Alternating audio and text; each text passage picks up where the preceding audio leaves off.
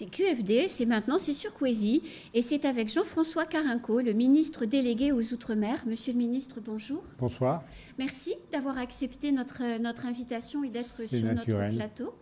Vous avez annoncé lors de votre premier déplacement de ministre sur l'île voisine de La Réunion un Oudinot de la vie chère et que cela concernerait tous les départements d'outre-mer. Alors, qu'est-ce que cet Oudinot de la vie chère? Alors, je préfère dire Oudinot du pouvoir d'achat, c'est plus positif.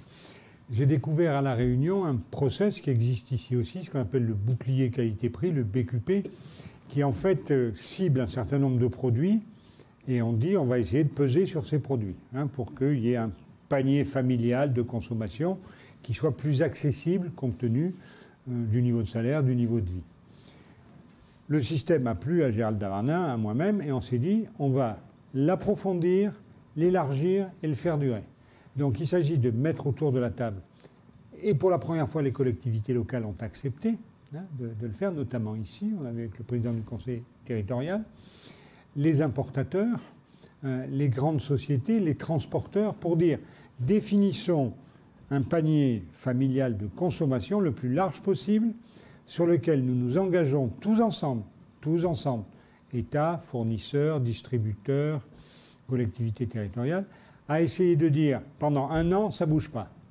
Et si ça baisse, c'est encore mieux. Et dans un an, on fait le bilan et on verra ça après. Demain, je me rends à une réunion sur le marché d'ailleurs. À l'abattoir. À l'abattoir, pour parler de ce truc-là. Ça marche pas mal. Alors c'est un double process. Sur le terrain, les préfets, je leur ai envoyé des instructions pour leur dire débrouillez-vous, vous réunissez tout le monde, vous pesez sur les prix. Et puis moi, à Paris, je vois les grands faiseurs de prix, que ce soit les transporteurs, les fournisseurs d'essence, les grosses surfaces, les grandes surfaces, pour leur dire vous vous mettez ensemble et on fait ça. Et donc j'espère que, je sais que les préfets ont commencé à travailler localement. Moi, j'ai déjà vu un certain nombre de grands faiseurs de prix, si j'ose dire. On va réunir tout ce monde ensemble, je les vois les uns après les autres, pour essayer avant fin septembre d'avoir ce document qui rassurera les gens sur l'évolution des prix. Je crois que l'inflation va pas monter au ciel. Moi qui suis un vieux, j'ai connu l'inflation à 15%. On n'en est pas là. Mais compte tenu du niveau de vie dans ces départements et régions d'outre-mer, il importe de faire cet effort et je pense qu'on va réussir. Alors, donc, il va se mettre en place dans le courant du mois de septembre et la régulation va s'opérer. Il y a une autre question économique à Mayotte qui est sous-jacente et qui revient régulièrement dans les discussions et qui est réclamée par les entreprises, c'est cette zone franche économique. Est-ce que vous y êtes favorable? Je ne sais pas. Je pense qu'il faut éviter de répondre très vite aux choses. Avec Gérald Darmanin, on est venu ici, notamment en charge des questions de sécurité, mais on parle beaucoup ensemble. Le vrai sujet, c'est Mayotte et son avenir économique. Oui. Son avenir économique. Donc, les problèmes des taxes sont un sujet. Le problème de la formation professionnelle est un sujet. Le problème du devenir économique sur l'agriculture, sur l'autonomie alimentaire, sur la pêche, sur le tourisme, sur le fait que cette immensité extraordinaire du lagon et autour est un attrait formidable. Et donc, ce qu'il nous faut, c'est tracer un avenir économique. Ce que vous appelez la zone franche n'est qu'un outil dès lors qu'on a défini cet avenir économique, dès lors qu'on se rassemble, élus, chambre de commerce, chambre des métiers, syndicats, pour dire quel est l'avenir économique.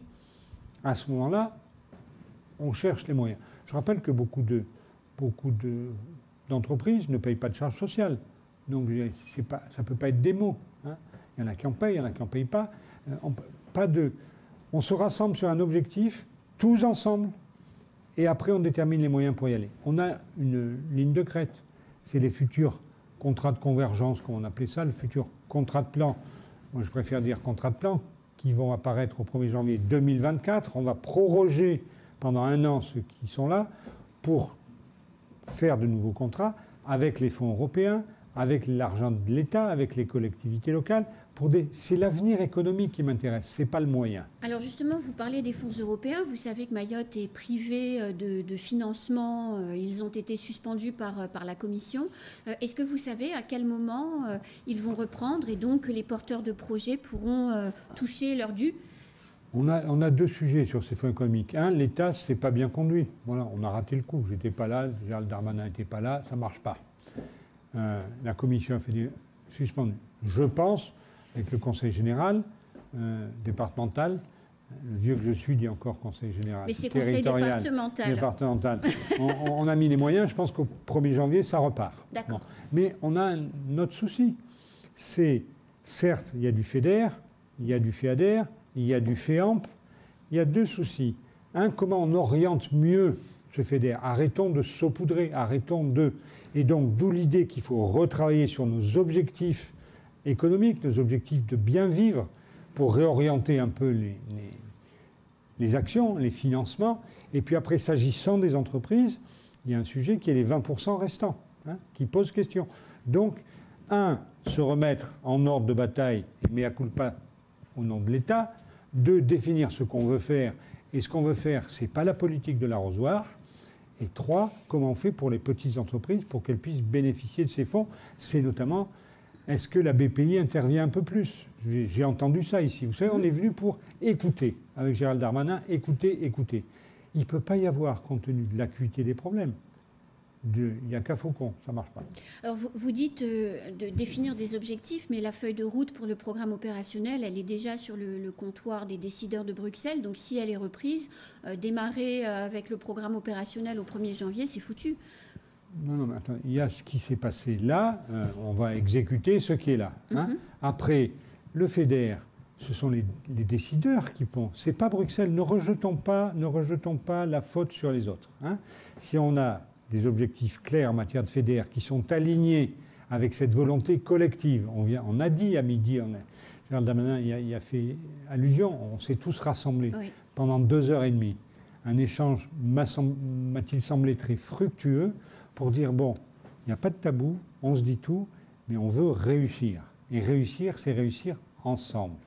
Alors, il y a tous les sujets de sécurité, d'immigration que porte Gérald Darmanin, et moi avec lui, bien sûr. Et puis, il y a tout ce sujet économique et social qui est fondamental. Sujet d'investissement, sujet de la pêche. Les investissements, c'est gigantesque ce qu'il y a. Alors, au mois d'octobre, au Sénat, va commencer une discussion sur la fusion de l'article 73 et de l'article 74 de la Constitution. Donc, l'article 73 qui régit les départements d'outre-mer, l'article 74 qui régit les territoires d'outre-mer. Mayotte s'est battue pendant 40 ans pour être effectivement sous la protection de l'article 73, c'est-à-dire être un département d'outre-mer. Si ces 2 articles fusionnent, est-ce que ça veut dire qu'à un moment donné, on pourrait revenir sur le statut de Mayotte département? Non. Le sujet, je m'excuse de dire, ce n'est pas un sujet important. Le président de la Ça l'est pour les Mahorais. Si on explique, le président de la République et Madame la Première ministre ont tout à fait entendu l'appel dit de Fort-de-France. Une réunion de Monsieur le Président de la République réunit l'ensemble des signataires et des élus le 7 septembre. Je pense que le ministère d'Outre-mer est chargé de la préparation et de l'exécution.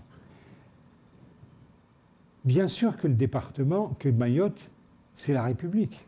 Mayotte, c'est la République. Est-ce que certains nous disent qu'il faut que ça reste département, d'autres qu'il faut que ce soit collectivité territoriale.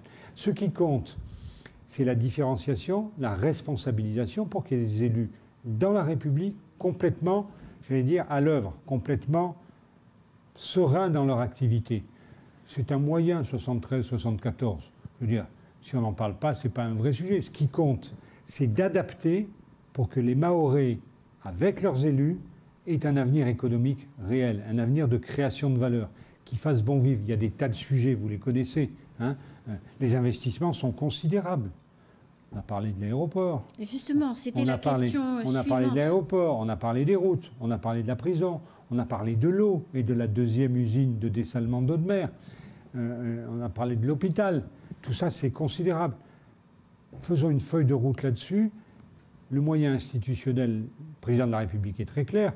Pourquoi pas? Mais ce n'est pas le sujet immédiat. Le sujet immédiat, c'est comment les Mahorais ont un avenir économique et social fort au sein de la République.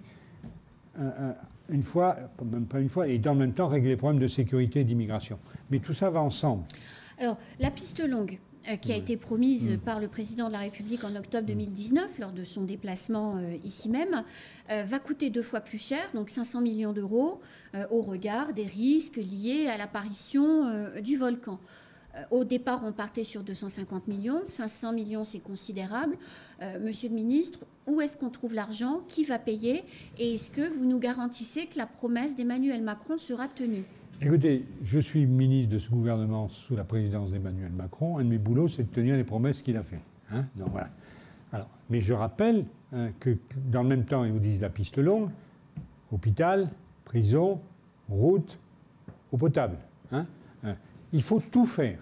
Il faut tout faire. J'ai quelques idées dont je ne vous parlerai pas ce soir, parce que j'en ai parlé avec Gérald Darmanin. On va faire ça. Oui, elle se fera. Oui, elle se fera. Le président de la République l'a dit. On la fera. Mais mettons-nous autour d'une table. C'est ce qu'on va. C'était le sujet du jour avec les élus, hein, de se poser toutes les questions pour qu'ensemble on bâtisse cet avenir qui fasse que les Mahorais, qui sont un des plus beaux territoires de la République. J'étais cet après-midi à essayer d'aller voir des tortues que je n'ai pas vues.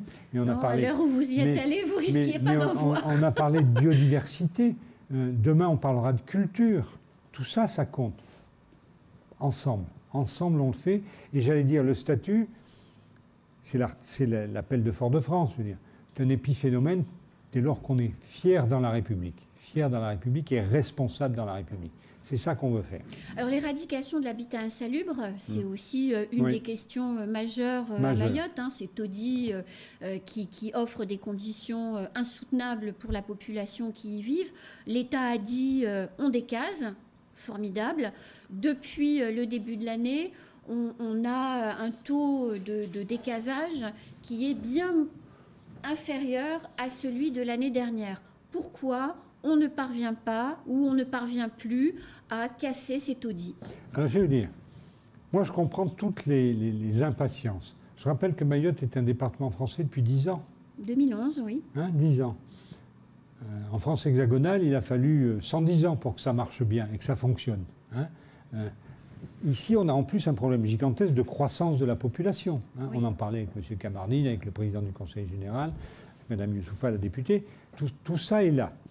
Ce que je sais, c'est que sur l'habitat, j'ai 2 sujets différents, 3 sujets différents.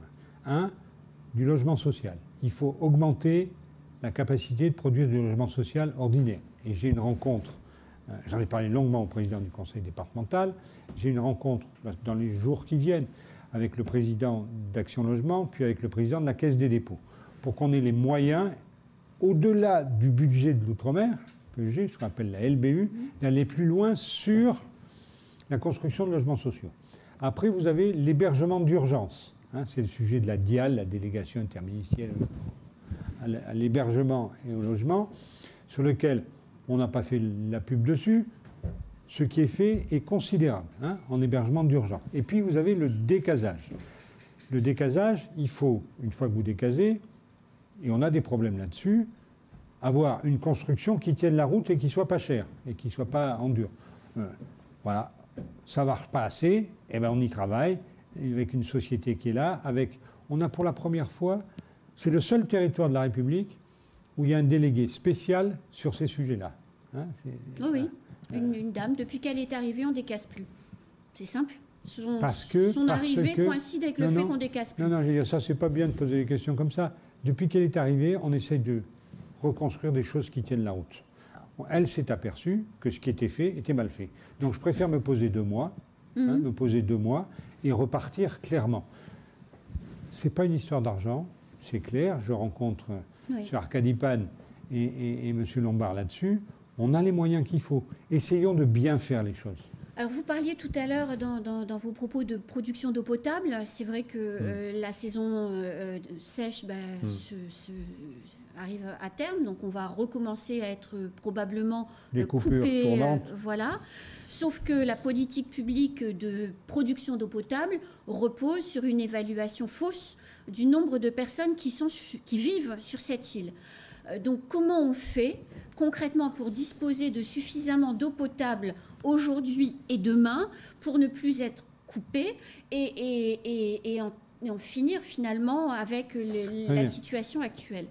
On a une situation où le syndicat mixte qui s'occupait de ça s'améliore. C'est vrai. Je le dis très clairement, c'est la responsabilité des élus. Ma responsabilité à moi, c'est d'être derrière les élus. première idée. Et on leur a indiqué ce matin avec Gérald Darmanin qu'on était à 100% derrière eux. Hein, 100%. On a un problème globalement, et c'est vrai sur tous les territoires ultramarins, de maîtrise d'ouvrage. Hein. Je ne vous parle pas de la Guadeloupe, de la Guyane. Oui, hein. mais c'est vrai. Et donc il nous faut, et c'est un engagement que Gérald Darmanin a pris ce matin à ma demande, de travailler sérieusement sur la maîtrise d'ouvrage tout azimut. Ce n'est pas que sur l'eau. Sur l'eau, on a réglé, peut-être provisoirement, la première usine de dessalement qui ne marchait pas, qui était arrêtée.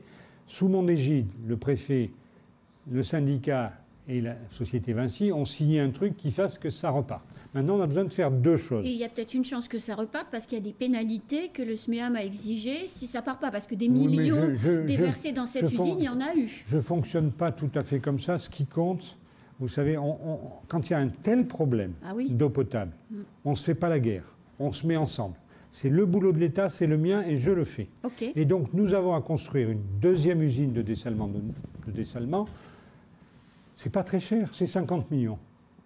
Si vous mettez la prison, l'hôpital, la piste, vous voyez que c'est peanuts à côté. Oui. Hein, bon, mais mettons tout ça. Deuxièmement, on a trouvé une troisième retenue.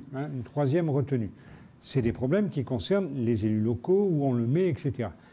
J'ai le même problème en Guadeloupe. Ce qui compte, et c'est mon métier, et je le fais avec une détermination totale, en pleine concertation avec l'opérateur et les élus responsables, on se rassemble, on se dit la vérité et on fait ce qu'on dit. Et je pense que sur l'eau, je vais y arriver. Eh bien, écoutez, j'espère que vous serez entendus. C'est un vrai volontarisme ensemble. Le volontarisme, c'est d'abord la volonté de réussir, mais avec Gérald Darmanin, on rajoute, c'est la volonté de réussir ensemble. Sinon, la victoire, elle est éphémère. J'ai une dernière question rapide. Alors, je sais que j'ai mes questions et vous avez vos réponses, évidemment. La loi Mayotte, elle est morte définitivement ou bien elle va renaître de ses cendres? Je ne sais pas. Vous savez que sur la loi Mayotte, il y avait tout un tas de bonnes choses. Hein, il y avait tout un tas de bonnes choses. Ça n'a pas marché pour des raisons sur lesquelles je ne veux pas revenir. Un certain nombre d'éléments sur la loi Mayotte, notamment ce qui a trait à l'immigration, Gérald Darmanin en a parlé, vont être repris en dehors de la loi Mayotte, exactement, sur la loi sur immigration et sécurité, la LOPMI et la loi immigration. Un certain nombre d'autres sujets seront peut-être repris suite à l'appel de Fort-de-France, par ailleurs. Donc de tout mettre dans une même loi, ça ne marche pas. À l'arrivée, on n'y arrive pas. Ce qu'il faut, c'est avoir les objectifs, c'est ce que j'ai évoqué tout à l'heure. Tout à l'heure, et sur lequel on s'est mis d'accord avec le président du conseil départemental, et il faut tous les suivre et les caser au plus vite. Si on fait une loi Mayotte, je pense qu'il y en a pour 3 ans avant de tout faire passer, compte tenu de l'ordre du jour de l'Assemblée. Par contre, si on est d'accord sur chacune des mesures et qu'on les passe une par une, sur les différents textes, qui passent, bien sûr. À la fin, on aura peut-être un reliquat à passer. Donc, je vais vous dire, je suis content parce que avec Gérald Darmanin, on a rencontré tous les élus. C'est difficile. Ils sont exigeants. Oui. Et je pense que ça s'est bien passé. Cette confiance, c'est de travailler ensemble, de se dire la vérité ensemble. Après, mon problème, mon propos, mon taf, si j'ose dire, avec Gérald Darmanin, c'est de trouver les moyens. Et voilà, on a quelques histoires à se raconter avec Gérald Darmanin et on va réussir. Vous revenez en novembre avec lui ? Je ne sais pas, là je repars en Calédonie tout à l'heure. C'était très important pour ce premier voyage qu'on soit ensemble. Oui. Ensemble. Il y a des moments où il faut être ensemble et puis d'autres où il faut se démultiplier. Je redis juste un mot sur les grandes périodes des ministères des Outre-mer. C'est à chaque fois quand c'était un ministère délégué et que le ministre de l'Intérieur s'entendait bien avec son ministre délégué. Je pense que c'est le cas. Merci beaucoup, Monsieur Carinco. Et ce plateau vous est ouvert dès que vous revenez à Mayotte. Merci. C'est la fin de cette émission. Tout de suite, la suite de nos programmes.